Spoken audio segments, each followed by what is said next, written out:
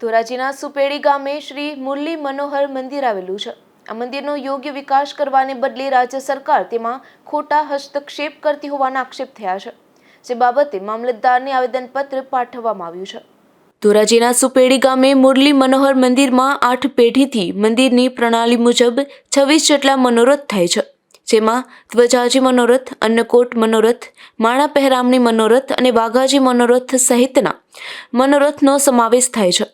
આ મંદિરના વિકાસ માટે ભક્તોએ સરકારને અરજ કરી હતી, ત્યારે સરકારી એક કમિટીની રચના કરી મંદિરના વિકાસ માટે કાર્યવાહી હાથ ધરી હતી, પરંતુ તેમાં મામલતદાર દ્વારા મંદિરની પ્રણાલી ન હોય તે પ્રકારના આદેશ કરવામાં આવી રહ્યા છે। તેમજ અહીં 8 પેઢીથી પૂજા કરનારા પૂજારી પરિવારને તેમજ 14 પેઢીથી ગૌધન રહેતું હતું, તે ગૌધનને હટાવી દેવા સહિતના હસ્તક્ષેપ કરવામાં આવી રહ્યા છે, જેનો વિરોધ કરી ભક્તજનોએ આવેદનપત્ર પાઠવ્યું હતું। હું તેજલ ચંદ્રવાડિયા, જય દ્વારકાધીશ। અમે ગામ ઉપલેટાથી, ધોરાજીથી અને આજુબાજુના ગામડેથી ઘણી બહોળી પ્રકારમાં બહેનો આવ્યા છે, જે સુપેડીમાં આવેલું મુરલી મનોહર મંદિરના ભક્તો છીએ। તો આજે અમે મામલતદાર ઓફિસે એવું આવેદનપત્ર દેવા માટે આવ્યા છીએ કે જે 8 પેઢી સુધીથી જે મંદિરમાં પૂજા ચાલતી હતી અને અમે નાના નાના ગોપી મંડળો જે ધજા ચડાવતા હતા, જે વિના મૂલ્યે ચડાવતા હતા, અને અમે ભોજનશાળા પણ અમારે વિના મૂલ્યે, અમે 50 બહેનો હોય 100 બહેનો હોય તો વિના મૂલ્યે અમને ભોજન તે જમાડતા હતા, અને બધાય મનોરથમાં અમે ભાગ લેતા હતા કે જેમ કે ગર્ભગૃહમાં જઈએ, આરતીનો સમય હોય તો આરતી કરીએ, ભોજનનો સમય હોય તો થાળ ધરીએ, તો એમાં અમે બધાય લાવો લેતા હતા।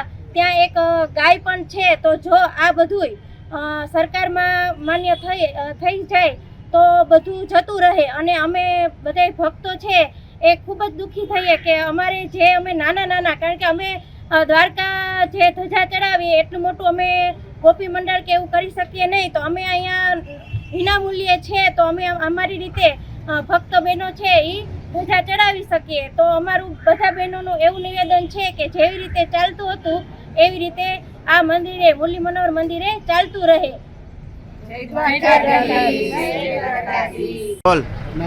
ઓમ નમો નારાયણ। મારું નામ દિશાન ચંદુલાલ રતનપરા, ગામ ધોરાજી। આપણું જે મુરલી મનોહર મંદિર સુપેડી છે એની સાથે વર્ષોથી આસ્થાથી ને શ્રદ્ધાથી જોડાયેલો એક સેવાગણ છું, ભક્તગણ છું, અને આજ આપણે જોયું કે 35 થી 40 ગામના સ્વયંભૂ રીતે પોતે પહોંચેલા ભક્તગણોની આજે બહોળી સંખ્યામાં સરકારશ્રીને આજે નમ્ર વિનંતી સહ એક આવેદન આપવા માટે આજે અમે ભેગા થયા હતા।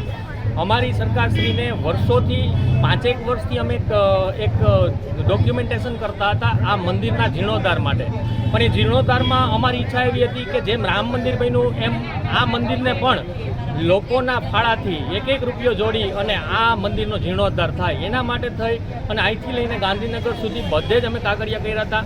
છેલ્લે સુધી બધું થયું અને અચાનક આમાં સરકારશ્રીએ એક કમિટીની રચના કરી। કમિટીની રચનાથી પણ જીર્ણોદ્ધાર થતો હતો, એનાથી અમને કોઈ વાંધો નહોતો, પણ અઠવાડિયા પહેલાં મામલતદાર સાહેબશ્રીએ અમને બોલાવી, મંદિરથી પૂજારીને બોલાવીને એવી જાણ કરી કે ભાઈ હવેથી જે મંદિરમાં ફ્રી ઓફમાં જે ધજાજી મનોરથ થાય છે, જે અન્નક્ષેત્ર છે, ત્યાં જે ગૌ માતા છે, આ બધા મનોરથ બંધ કરો અને ગૌ માતાને ત્યાંથી હટાવો, બરાબર। અમે લોકોએ એમને રિક્વેસ્ટ કરી કે જે 1.5-2 વર્ષની વેઇટિંગ જે ધજાજીઓ છે એનું શું કરવાનું, તો એમને અમને જાણ કરી કે ભાઈ આ જે ધજાજીઓ છે એ વ્યક્તિઓને ના પાડો અને કેન્સલ કરો, અને મામલતદાર થ્રુ આ ધજાજીઓ થાય એવું કરો। અમે લોકોએ પ્રોટોકોલ પ્રમાણે જે પણ અમને ત્યાંથી કીધું, અમે એક ધજાજી જેની લખેલી હતી એને કેન્સલ કરવા માટે ફોન કર્યો, અને એમાંથી આ ઉત્પન્ન થયેલો એક જુવાળ છે।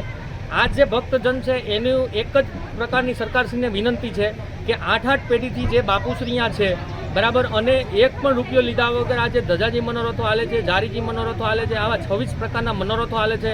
ત્યાં દર મહિને યજ્ઞો થાય છે, 21 કુંડી 51 કુંડી સુધીના યજ્ઞો થાય છે, વર્ષોથી આ બધું સેવા કાર્ય ચાલે છે। તો એમાં સરકારશ્રી હસ્તગત પોતાના ન લઈ અને જે પ્રમાણે આ જે ચાલે છે આમનામ ચાલવા દે, એના માટે થઈને આ સેવાગણ ભેગા થઈ, એકત્રિત થઈ અને સરકારશ્રીને નમ્ર વિનંતી કરવા આવ્યું છે। અને એક બીજી ચોખવટ કરીએ ભક્તગણ તરફથી કે ઘરનો ડખો છે, મોટાભાઈ સરકાર મોટાભાઈ છે, અમે ભક્તગણ નાના ભાઈ છીએ, મોટાથી નાનાને રીસાવવાનો હક છે, અમે રીસાણા છીએ, નમ્ર વિનંતી છે કે મોટાભાઈ અમને મનાવી લે, બરાબર। બાકી સરકારશ્રીએ જે પણ કર્યું છે, અમે હજી અયોધ્યાથી બાપુ જોડે ગયા હતા અને અયોધ્યામાં જે સંતોને આ સરકારે સાચવી છે કોઈની તાકાત નથી, એટલે નમ્ર વિનંતી છે કે નાના ભાઈને ઝડપથી મનાવી અને મીઠા મોઢા કરીએ। જય દ્વારકાધીશ. નજીકના દિવસોમાં જ આ બાબતે સરકાર દ્વારા કોઈ કાર્યવાહી કરવામાં નહીં આવી તો મંદિરના સેવકગણ દ્વારા ગાંધી ચિંધ્યા માર્ગે આંદોલનની ચીમકી પણ અપાઈ છે. વિપુલ ધામેચા, ગુજરાત ન્યૂઝ, ધોરાજી.